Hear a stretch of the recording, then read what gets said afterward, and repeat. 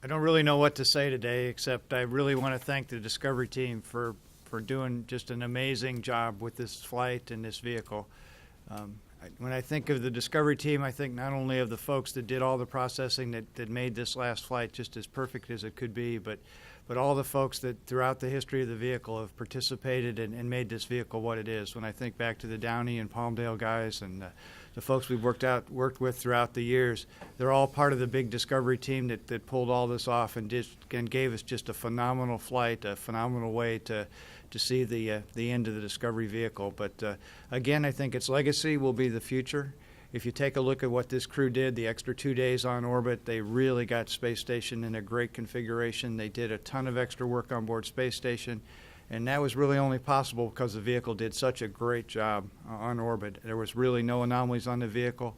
It came down to the ground exactly the same way, looked extremely clean underneath. But that extra work and to get Station really prepared is really going to set us well up for this next research period, because there would have been a lot of work being left for the Station crew to go work through with the HTV arriving and the ATV arriving, and then also Discovery leaving the PMM. So they just did a phenomenal job. We're going to see here in a couple days, we'll roll back out to the pad, and we've got 2 more flights. We need to keep the focus on those flights and stay diligent and keep working those flights just as hard as we did this flight. Space flight doesn't come easy, as we all know.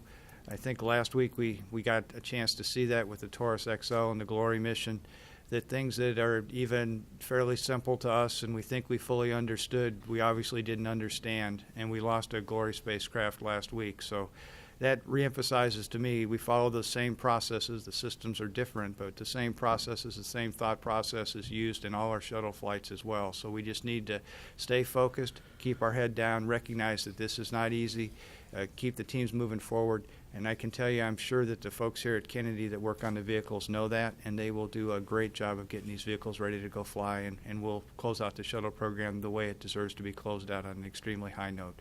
But again, I can't thank the Discovery team enough for what they've done. They just did a phenomenal job today. The vehicle was just awesome. So, Mike? Thanks, Bill. Yeah, I'll echo that and say that it was really a triumph today for the whole entire Discovery team. The vehicle was in fantastic shape. It flew the whole mission in really great condition. The thermal protection system looks fantastic, and it was beautiful. We talked a little bit about the weather. The winds were blowing crosswind for a little bit, and they turned around as expected and pretty much headed straight down the runway. I think we ended up with like a 1-knot crosswind at actual touchdown. A nice little stiff headwind, but nothing outside of limits at all. And it made for a nice cooling breeze out there on the runway after the crew got out. But again, no issues at all. We got to see on the thermal protection system, one of the things that was interesting to see is the little protuberance tile that we fly, a little bump that we put out on the edge of the wing to intentionally trip the boundary layer and learn about this hypersonic high-speed reentry zone that really the shuttle is one of the few vehicles that flies in a way that we can truly gather data on it. So in addition to all the great science and research going on in station, the vehicle itself is a science platform. And even here at the end of the program, we're still progressing. This was the first flight of the half-inch protuberance. The teams got really good data. We think the thermocouple data will be great. And then we also have a team of folks both on the ground and in the air doing what we call our high-therm imagery. The Cast Glance P3 aircraft was down near Guatemala, Honduras, and captured Mach 18 photos. And they believe they can see the cone where this boundary layer was asymmetric and tripped early at Mach 18. And then we had ground-based units over near St. Petersburg in Florida, and they captured lower speed data around Mach 6, and again, really good imagery, and that's going to really advance our knowledge of high-speed entry aerodynamics. We're going to continue that with Endeavour. It's also flying a half-inch protuberance, although we were joking that this data looked good. Maybe we'll go and run out there and make it even bigger. But no, I don't think we're going to do that, but we'll talk about it. But anyway, it shows some of the great stuff that we can do with the shuttle. The thing that leaves me, the legacy Discovery's leaving behind is the pictures from fly around, and you look at the size of the space station, and you look at the pictures from when the crew was inside, and you look at the volume and the amount of hardware that was carried into space by the shuttle and the international partners and our Russian colleagues. But if you think about that, all that hardware, most of it on the U.S. segment came through Florida, was processed and carried up on a shuttle and put together and assembled. and it, without very many exceptions, worked perfectly and it got assembled. There were no big instances where we ran an umbilical cable and came up 3 feet short. All that worked perfect, and it's a true testament not only to the shuttle teams here in Florida, but the station teams building their hardware, the agency as a whole, and the country that's behind us in manned spaceflight. So I'll end with just a fantastic mission, a really fantastic vehicle, and a great way for Discovery to end its career. Okay. Well, see, I don't have a lot to add. The vehicle looks really good, as we typically have been saying in the last several missions. Very few dings on the tile. The thing I'm going to take away from today was the attitude of the ground processing team with the vehicle out there. As soon as wheels stopped and the convoy made its way up to the vehicle, and then the ground crews made their way up to do the initial safing, the purge, and the cooling unit attachment, and the assessment of the vehicle, they did that today like they did it the last mission of Discovery, 10 missions of Discovery ago, 20 missions of Discovery ago.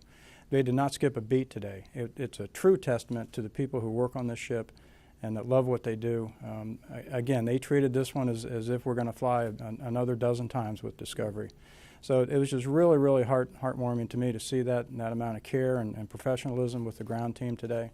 Listening to the loops during entry was always fun, but my takeaway is going to be the ground crew and how they hit that machine today with all the vigor and dedication that they've had for many, many years. So we'll get her back in the OPF in another couple hours or so and begin the real safing of the vehicle in the OPF, and then we'll get into the transition or retirement phase of her life. Meanwhile, Endeavour, we were going to try to take Endeavour out tonight. We talked long and hard this morning about the weather forecast for tonight, and had we made an attempt, likely we would have violated our lightning criteria. It's no more than 10% within 20 nautical miles during the entire rollout. And Kathy Winters, launch weather officer, gave us a forecast that would have violated that. So rather than mess around with that during the day today and have crews come in and wonder if we were going to roll out, we decided early this morning to go ahead and knock that off. And we'll come in tomorrow morning, take another look at the weather for tomorrow night's roll. It would be the same time, a 4 o'clock call to stations and a 2000 8 o'clock p.m. local time first motion. We'll take a look at that tomorrow morning and assess whether we think we have a shot at that or whether we may have to slide another day. We'll cross that bridge tomorrow morning. But we'll get Endeavour out to the pad and get on with her pad processing for her final flight too. So a good day. Discovery's home safe. The astronauts are down. I was looking in their eyes as they were looking back at the ship, and they had some special feelings, I'm sure, as well. So you'll get a chance to talk to them later. Good day here, and Discovery's home safe.